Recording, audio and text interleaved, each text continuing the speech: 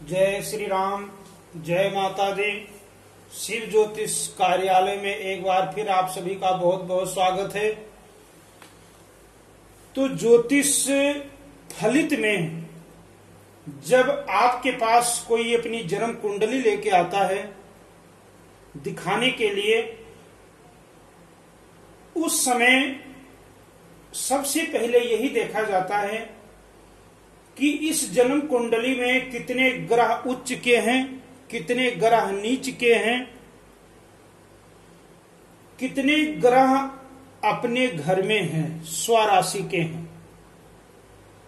अगर ग्रह उच्च का है तो कितने डिग्री पर है।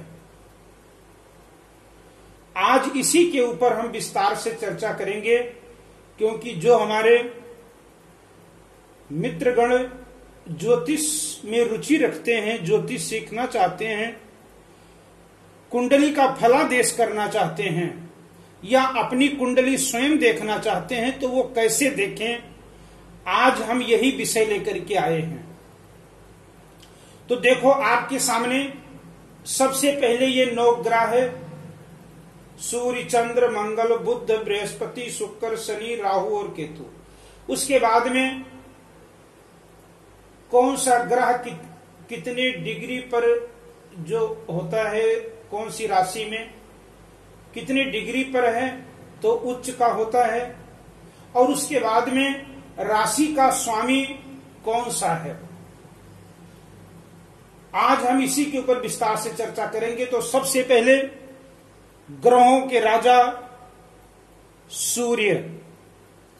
सूर्य ग्रह जब मेष राशि पर आता है 10 डिग्री तक सूर्य उच्च का होता है। अगर 10 डिग्री से ऊपर हो गया है तो फिर उस जातक के, जिसके जातक की कुंडली में अगर सूर्य मेष राशि में बैठा है और अगर कहीं वो 20 डिग्री का है तो उच्च का फल उसे नहीं मिलेगा। और यही नियम तुला राशि में जब सूर्य जाता है तो सूर्य नीच का हो जाता है, लेकिन 10 डिग्री तक सूर्य नीच का फल देगा, और जब वो 10 डिग्री से ऊपर चला जाएगा तो फिर नीच उतना खराब नहीं करेगा। और ये सूर्य नीच का कब होता है? कार्तिक के महीने में। और सूर्य का अपना घर कौन सा है?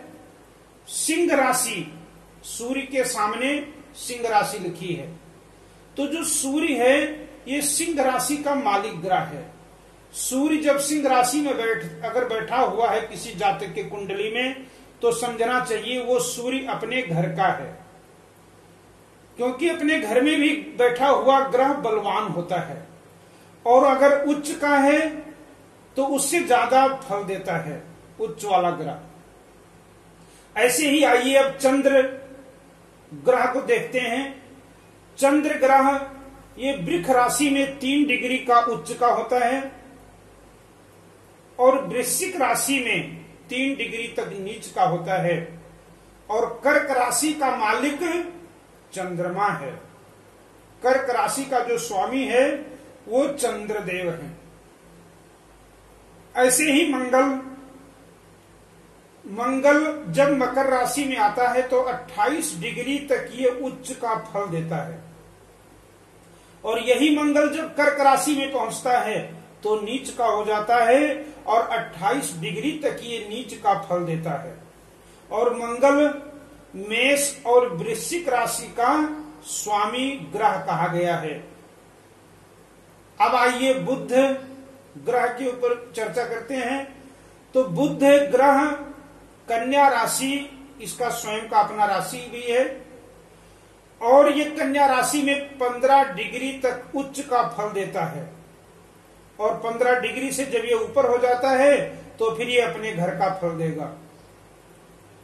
और मीन राशि में जब बुध पहुंचता है तो ये 15 डिग्री तक बुध नीच का फल देता है, और 15 डिग्री के बाद ये नीच का फल नहीं देगा। अब बुध मिथुन और कन्या राशि का स्वामी ग्रह है। अब आइए बृहस्पति के ऊपर चर्चा करते हैं। तो बृहस्पति कर्क राशि में 5 डिग्री तक उच्च का होता है, और जब यही बृहस्पति, यही गुरु मकर राशि में पहुंचता है तो ये 5 डिग्री तक नीच का फल देगा। बृहस्पति धनु और मीन राशि का मालिक है, स्वामी ग्रह है। शुक्र की चर्चा करें तो शुक्र मीन राशि में 27 डिग्री तक उच्च का फल देता है, और यही शुक्र जब कन्या राशि में किसी की कुंडली में बैठा है तो 27 डिग्री तक नीच का फल देगा। अब शुक्र जो है वो वृषभ और तुला राशि का स्वामी ग्रह है। इसे भी ध्यान रखना बहुत जरूरी है, इसे याद करना बहुत जरूरी है, क्योंकि फलित में ये सब सूत्र, ये सब नियम लागू होते हैं। आओ शनिदेव की चर्चा करें तो शनिदेव तुला राशि में 20 डिग्री तक उच्च का फल देते हैं, और यही शनिदेव जब मेष राशि में पहुंचते हैं तो मेष राशि में शनि नीच के हो जाते हैं, और कितने डिग्री तक? 20 डिग्री तक ये नीच का फल देते हैं। और शनिदेव